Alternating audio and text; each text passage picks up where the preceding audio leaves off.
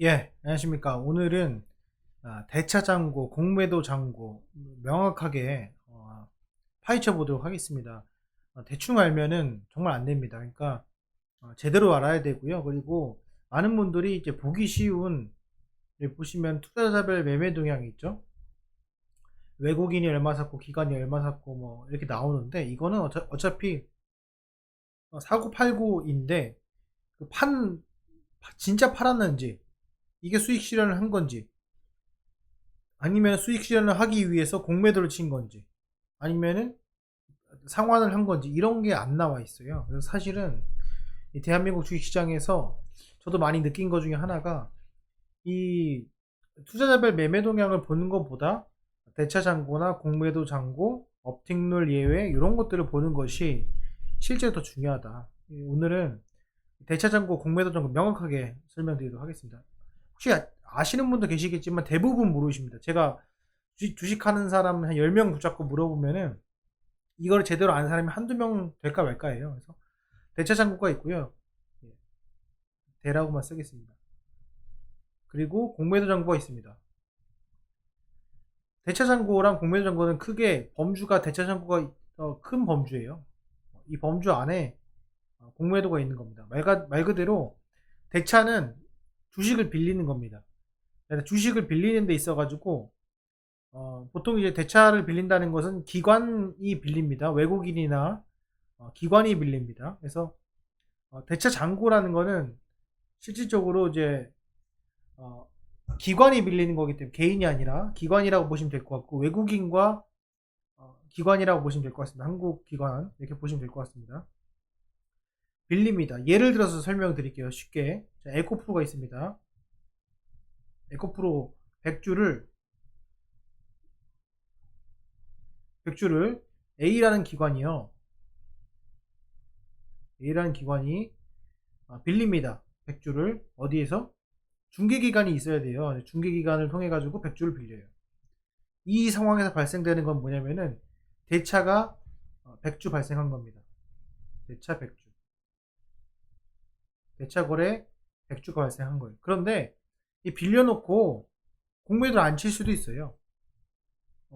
아니면 무위험 차익 거래에 쓸 수도 있습니다. 그렇기 때문에 이 대차 거래랑 공매도 잔고랑 대차 잔고랑 공매도 잔고는 다릅니다. 이렇게 빌린 거를 빌리게 되면은 대차 잔고가 100주가 됩니다. 이해되시죠? 그 다음에 이 100주를 가지고 내가 갖고 있다가 30주를 공매도를 쳤습니다. 그죠? 이 주식을 팔았어요. 공매도를 친 거는 빌린 주식의 30주를 판 겁니다. 시장에 팔았으면은 결국 어떻게 됩니까? 얘를 갚아야 되죠. 결국에는. 그죠? 공매도 친 거를 갚아야 되잖아요. 그렇기 때문에 여기서 이제 뭐가 나타나냐? 공매도 잔고가 있죠. 그래서 공매도 잔고가 30주입니다. 공매도 잔고가 30주가 됩니다. 이해되시죠? 근데 이 공매도 30주를 공매도를 친다고 해가지고 대차가 몇이다? 그대로 100이에요. 이건 별개입니다. 그러니까 이게 되게 헷갈리게 돼 있어요. 이 한국 이 시장에서 이 공매도와 대차를 보는 방법이 상당히 헷갈립니다. 근데 어쨌건 보면은 대차 100주를 빌려가지고 30주 공매도를 쳤어요. 대차 잔고는 100주, 공매도 잔고는 30주 이렇게 잡힙니다. 이해되시죠? 예, 그렇게 보시면 될 것 같아요. 자, 그 다음에 이거를 이제 어, 나중에 갚았어요. 그래서 쇼커버리지를 하기 위해서 30주 중에서 20주를 갚았습니다. 20주를 갚았어요. 그러면 공매도 잔고는 몇이 있죠? 10이죠. 그죠? 네, 공매도 잔고는 10입니다. 10이에요. 그런데 대차 잔고는 몇이에요? 똑같이 100입니다. 이 전체적으로 이 대차를 빌린 거 중에서, 대차를 빌렸잖아요. 그러니까 주식을 통째 빌린 거예요. 그 주식 빌린 걸 가지고 공매도를 칠 수도 있고 안 칠 수도 있는데, 공매도를 치면은 다 갚아야 되니까 친 것만큼의 공매도 잔고가 생기는 거고요. 그 중에서 내가 20주를 상환하면은 공매도 잔고는 10줄 더 상환해야 되니까는 공매도 잔고가 10이 되는 건데, 상환을 했지만 이 전체적인 주식을 내가 기관에 다시 갚지 않았기 때문에 대차 잔고는 그대로 100입니다. 아시겠죠? 그러니까 이렇게 이해를 하시면 돼요. 자, 그러면 이제 뭘 우리가 봐야 되냐? 대차 잔고를 갚는다는 것은 어떤 의미입니까? 한동안은 공매도를 치지 않으려고 한다라고 좀 더 포괄적으로 장기적인, 조금 중장기적인, 단기적인 게 아니라 중장기적인 트렌드가, 그런 계획에 있다라는 의미라고 보시면 될 것 같습니다. 대차를 주식을 빌린다고 해가지고 이게 예를 들어서 이런 겁니다. 대차를 많이 빌려서, 그러면 무슨 말입니까? 여기저기서 대차를 할 수 있는 양이 정해져 있기 때문에 그거를 빌렸을 때 경쟁을 해서 빌려야 되기 때문에 그걸 수량을 확보하기 위해서 한 번에 빌리는 경우는 있어요. 그럼 앞으로 떨어질 가능성이 상당히 클 수 있구나. 어떻게 보면 반대로 도박을 할 수도 있습니다. 이게 바로바로 상환이 되고 이런 경우가 있는데, 예를 들어서 바로바로 상환이 되고 막 대차가 늘어났다 줄어났다 이런 것들은 사실은 공매도 목적이 아니라 무기험 차익거래에 사용되는 이유일 수 있다. 그게 시가총액이 크면 클수록 그렇습니다. 그렇게 이해하시면 될 것 같고요. 그래서 우리가 봐야 될 포인트 중에 하나는 뭐냐면, 대차를 친다고 해가지고 공매도를 치는 건 아니다. 하지만 중장기적으로 그럴 가능성이 좀 있다. 상환을 한다는 것은 장기적으로 주가가 올라갈 가능성이 있다. 이렇게 좀 보시면 될 것 같고. 그래서 공매도 잔고가 있는데 요것들을 이제 파악을 하시는 겁니다. 자, 보십시오. 여기 들어가시면 에코프로입니다. 에코프로에서 투자자별 매매 동향에서 외국인이 사고 팔고 이런 거 아무것도 안 중요해요. 보시면은 이거보다는 뭘 봐야 되냐면은, 자, 여기 KLX 들어가세요. 여기 들어가시면 에코프로가 있습니다. 조회를 누르면요, 잔고 수량이 있죠. 공매도 잔고 수량. 무슨 말이에요? 8월 30일에서 8월 31일이 했어요. 8월 31일에는 공매도를 친 겁니다. 얼만큼? 요 차이만큼 더 친 거예요. 그쵸? 한 70만 주 정도 쳤죠? 70만 주로 친 거예요. 8월 31일 날. 70만 주 쳤죠. 8월 31일 날. 자, 그런데 대차를 볼게요. 8월 31일 날 보면은 대차가 늘어났나요? 그만큼 안 늘어나죠. 무슨 말이냐? 기존에 여기서 대차를 쳐놨던 거를 갖고 있다가 공매도를 나중에 친 거예요. 미리 수량을 확보했다 나중에 친 겁니다. 이해가 되시나요? 그래서 8월 31일 날 보시면은, 주가를 보시면은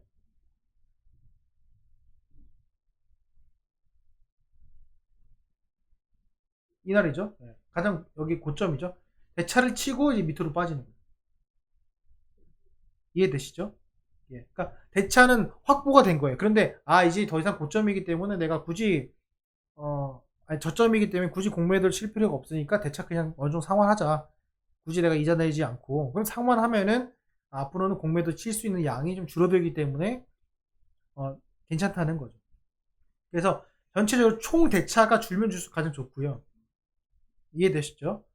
그렇게 보시면 될 것 같습니다. 그러면 8월 31일 날 투자자별 매매 동향을 보시게 되면 이때죠. 그렇죠? 이때인데 보면 어떻습니까? 분명히 공매도 쳤어요. 자, 공매도를 쳤음에도 불구하고 외국인이 매수가 들어왔죠. 그렇죠? 이상하잖아요. 자, 보세요. 여기 보시면은 8월 31일 날 분명히 공매도 쳤어요. 그럼 주식을 판 거예요.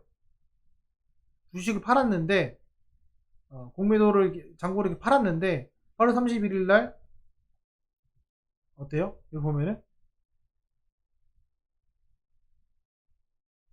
그날이죠. 네. 근데 보면은 외국인이 매수가 들어왔어요. 그러면은 결국에는 이 매도의 주체는 누구냐? 외국인이 모두가 매도했다는 거는 그건 아니라는 거예요. 기관이 모두 매도했다는 건 아닌 거예요. 어느 정도 그 외국인 안에서, 기관 안에서 한쪽으로 치우치니까 다수의 어떤 매도가 아니라 외국인 전체의 매도, 기관의 전체의 매도 아니냐? 그 부분 안에서도 매도하는 세력이 있고 그거를 받아먹는 세력이 있다. 이렇게 좀 보시면 될 것 같아요. 그래서 예를 들어 이런 것도 있어요. 이게 거꾸로 말씀드리면은 외국인이 순매수하는 경우가 있습니다. 무슨 말이냐? 자, 여기 보시면은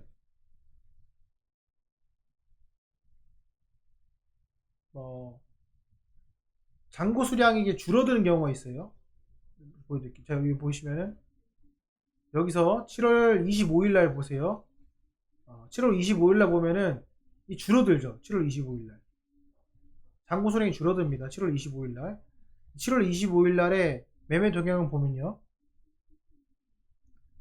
여기 보시면은 외국인이 매수가 들어오죠. 순매수가.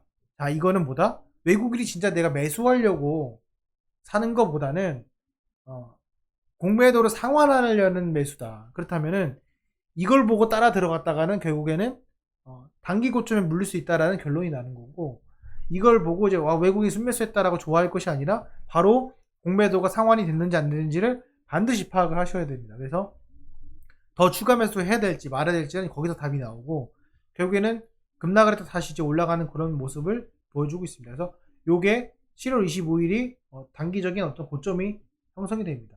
그래서 7월 25일 보시면은 이때죠. 단기 고점입니다. 그러니까 상환을 했기 때문에 고점을 찍은 것이지, 얘가 앞으로 오를 거라고 생각이 돼가지고 이거를 매수를 한 번에 들어간 게 아니죠. 그리고 공매도 상환이라고 하는 것은 호가창 위에서 매수를 하기 때문에 시장가에서 매수할 가능성이 큽니다. 그러면은 좀 더 주가를 좀 더 부양하는 역할을 하기 때문에 최고점에 닿을 수 있다라는 말씀을 좀 드리고 싶습니다. 이 점 여러분들 판단하셔가지고요. 도움이 되셨다면 구독도 해주시고 좋아요도 눌러주시면 더욱더 감사하고요. 자세한 내용들 또 멤버십에서도 말씀을 드리고 라이브에서도 말씀을 드리니까 구독도 하시면 좋고, 라이브 제가 일주일에 2번 정도 밤 9시에서 10시 정도 하니까 참여하셔가지고 들으시면은 조금 더 투자하시는 데 도움이 되지 않을까 생각이 듭니다. 예, 오늘 영상은 여기까지 하겠습니다. 감사합니다.